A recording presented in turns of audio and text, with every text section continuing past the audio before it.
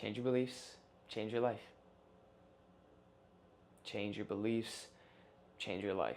Change your beliefs, change your life. Change your beliefs, change your life.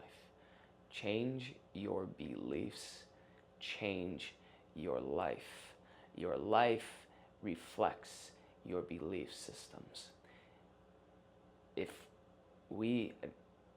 me pause for a second. You and I are walking down this path together, side by side. Yes, our journeys are very unique to one another. They look very different. Yet, there are fundamental cores that we are working through at the same time. And you and I, right now in this space, are sharing a dialect. Of course, I'm the one who's doing most of the conversating right now and doing most of the speaking. You're just being humble and listening. Yet, I am receiving just as much as you are in this conversation, because this work that I am talking about right now, I am working through at the exact same time. I don't have it all figured out yet. Maybe one day, hopefully. But I think I have a pretty decent idea, because I have seen what it looks like to have my belief systems mirrored directly back to me. I have felt the unworthiness that I feel about myself being reflected to me when I have projected that onto another person, onto a situation that required me to put myself out there, in work, whatever situation you want to call. I have seen, felt the mirrored reflection shown back to me. And when we are shown that, it provides a window of opportunity on how do we want to change the belief systems. But if we aren't even aware of what those belief systems are, we will always be performing from a deficit. If you are unaware that the fundamental root of you searching for a relationship, for a perfect career, for the validation of something outside of you is due to the innate feeling of unworthiness, you will forever be operating from a deficit, because that feeling will never be quenched by another thing outside of you. When I feel like I'm not enough, no compliment in the world can make me feel better. Yes, it feels nice to receive the support and the love from people. But if I feel like I'm a piece of shit, there's not really much another person can say to me to make me feel like I'm not. Truthfully, like fundamentally. Until I choose to receive that, or I choose to accept that I'm not. I've had moments where I have felt like that, like I am just nothing. I am worthless as fuck. And I've had family members, old relationships, friends be like, no, you're amazing. No, you're blah, blah, blah, you're this. And it's like, I couldn't hear it. I would practically have been deaf to the words that were coming from their mouth, because the fundamental belief system was that I was an error, was a mistake. My life wasn't worthy because I was not perfect. And the more that I clung and held on to that viewpoint, the more I pushed away the validation that I was craving, and the more that I pushed away the connection to myself.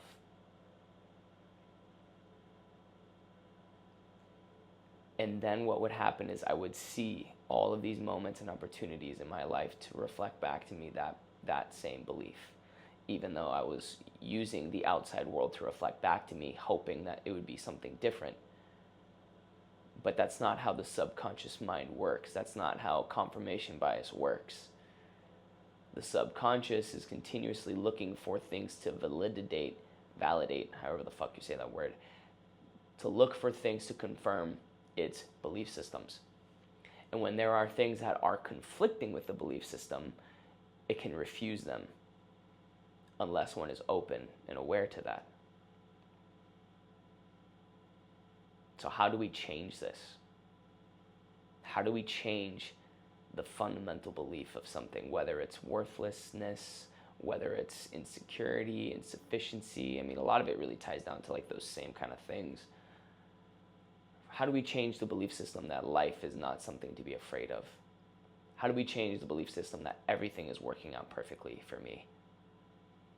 That everything is beautiful and a gift. Even when things are really hard and challenging, that those hardships are very meaningful and very important things. And how can we change the belief system that we need to run away from those things and that we can have the innate strength to sit with them? If you know me by now, you probably understand that it is meditation. That's the beginning practice of it. If we are not creating some kind of stillness, silence, and pulling our energy within, we don't understand where our starting point is. And the beginning of the meditative process can be very challenging. I know just as much as the next guy how hard it is to calm down a mind that feels like it's running 10,000 miles per hour. That the moment you sit down and the silence comes in, thoughts start bleeding forward like an animal being hung upside down. Sorry, those are pretty gruesome analogy, but it's quite fitting. I understand how gnarly it can be to come sit down and be with yourself. Yet, just because it's hard doesn't mean we can't do it. Just because it's unfamiliar doesn't mean that it's wrong.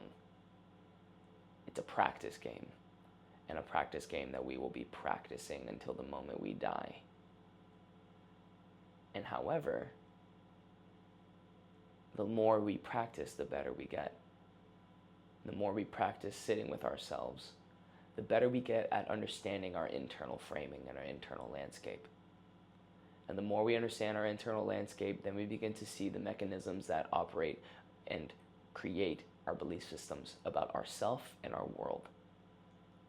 And to change these belief systems requires the acknowledgement and understanding of them to their deepest core. Once we understand them to their deepest core through the process and practice of stillness and reflection and integration, we then begin to have the tools to change. So, backtracking a little bit then, the process of, remember the words I just said, of acknowledging and seeing the things and then practicing them and integrating them into your life. What that means is if you actually see and sense, and we'll use my example, of the insecurity and the insufficiency and not feeling worthy of anything good, but yet really wanting good things to happen, really wanting to be open to the relationships, to the jobs, to the opportunities, really wanting those things consciously. Like nobody wants pain and isolation and meaninglessness. But if there's that belief system underneath, it doesn't matter what your conscious mind wants. And so when you recognize and acknowledge what the base beliefs are, the work goes beyond the mat or the cushion or whatever you're sitting or whatever you're doing for your meditation practice. It then begins to correlate to then how we take that into waking consciousness, into everyday life. And that's where also the practice begins. To take the mindfulness that was created while in stillness and bleed it when we are in action. How that looks is by offering ourselves grace and the opportunities to fuck it up. The opportunity to go about our lives and act out our old wounds and traumas and things like that, but with awareness. Because when we're aware, we can recognize it. And when you say, oh shit, I just did that again, oh shit, I just projected that onto that person again. Oh fuck, I just said something that actually doesn't resonate with me. And then you'll probably go, back into being in a little bit of sleep. And by asleep, I mean you're just kind of operating on autopilot. But then you have those little bursts and those little moments where you are awake, when you are paying attention. And the more and more you practice this, the more and more you begin to catch it faster and faster, until one moment you're at this precipice where when somebody asks you, how you doing? And you normally say, not that great. You pause and you understand that that is a moment and an opportunity to begin rewiring the subconscious belief systems.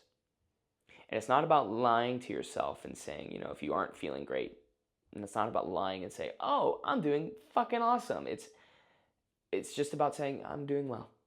Thank you.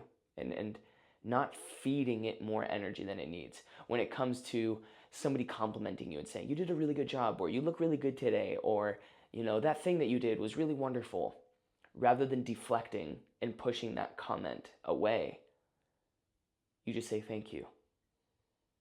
And you receive.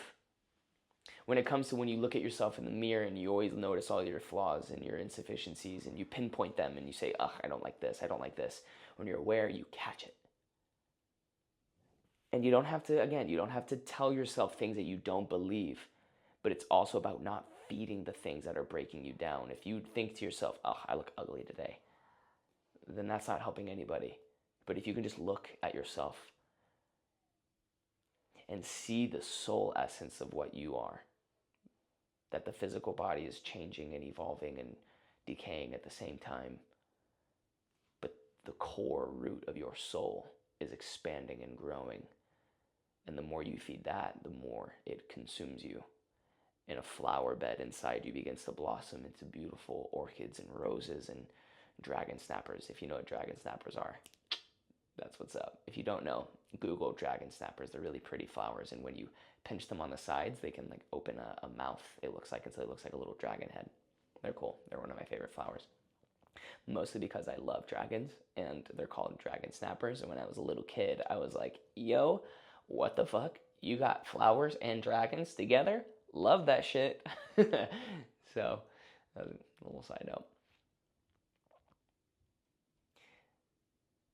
You can use these analogies, right, to kind of pinpoint for yourself how to maneuver that. So when you're met with these opportunities to continue repeating old patterns and behaviors that are feeding the fundamental belief of something that you aren't really a fan of and you're wanting to change it, the practice is creating the meditation practice to create the stillness and the space to see those things. And then when you are going about your daily life, to not engage in the things that are going to confirm those things. Even if it feels really challenging, and it most likely is going to feel challenging, because the neurological pathways in your brain are designed to go towards the path of least resistance. And right now, the path of least resistance are these shitty habitual pathways of insufficiency. And so it's going to take a little bit of effort to not go down that pathway. But repetition and practice will then create the momentum, eventually going towards the other direction a little bit easier and a little bit easier, and until one day it just becomes automatic. And yes, there will always be that little inner critic inside of our heads. But when we learn to understand that little inner critic, its job is really just trying to keep us safe, we can look at it with compassion and calm it down and reassure it with the nutrients that it actually needs, compared to just feeding it more gasoline and letting that fire consume us like it's done in the past.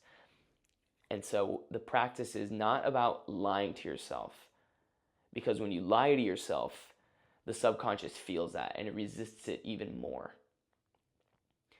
It's about not giving it energy, not fueling the gasoline, not fueling the fire with gasoline anymore.